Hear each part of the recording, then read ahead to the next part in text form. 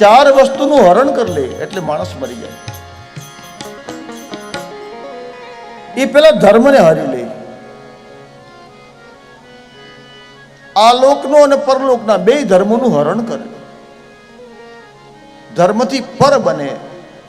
હરહુ ધર્મ બળ ગમે એટલો સશક્ત હોય પણ મોતની પથારીએ પડે એટલે લાંબુ શરીર કરી નાખે, સીધા હાથ કરી નાખે. કેમ? તો કે હવે મારે જાવું છે. હરહુ ધર્મ બળ બુદ્ધિનો બાદશાહ હોય સાહેબ. એક એવો એક્સક્યુઝ મૂકે આખું ગામ ધંધે લાગી જાય. એવી એની ચાલાકી હોય પણ ત્યારે ચાલાકી કામ કરવાની બંધ કરી દે. બુદ્ધિ સમર્પિત થઈ જાય અથવા તો બુદ્ધિ લોપ થઈ જાય. હરહુ ધર્મ બળ બુદ્ધિ અને વિચારનો રાજા હોય, મોટો મોટો તત્વચિંતક હોય ત્યારે વિચાર શૂન્ય બની જાય છે. હરહુ ધર્મ બળ બુદ્ધિ વિચાર. એટલે સમયની ખબર નથી ક્યારે કોનો વારો આવી જાય. અને હકીકતમાં આપણે ગઈકાલ અને આવતીકાલ માટે જ દુઃખી થઈએ છીએ.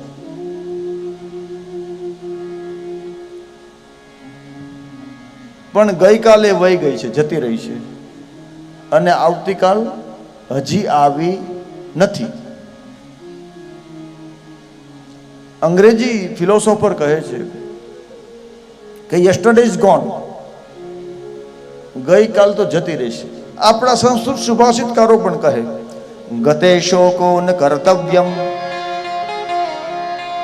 ટુમોરો હેઝ નોટ યેટ કમ ભવિષ્યમ નૈવ ચિંતયે. તો આપણી પાસે બચે છે શું? આવતીકાલે મારું શું થશે? કાંઈ નહીં થાય. તું આજને મંગળમય બનાવી દે, આજની ભક્તિ કરી લે, આજને સુધારી લે. જેનું વર્તમાન સુધરે છે એનું ભવિષ્ય સદા સર્વદા સુધરી જ જાય છે. પણ આજે મારી પાસે ટાઈમ નથી, કાલે જોશું. એની કાલ ક્યારે સુધરતી નથી.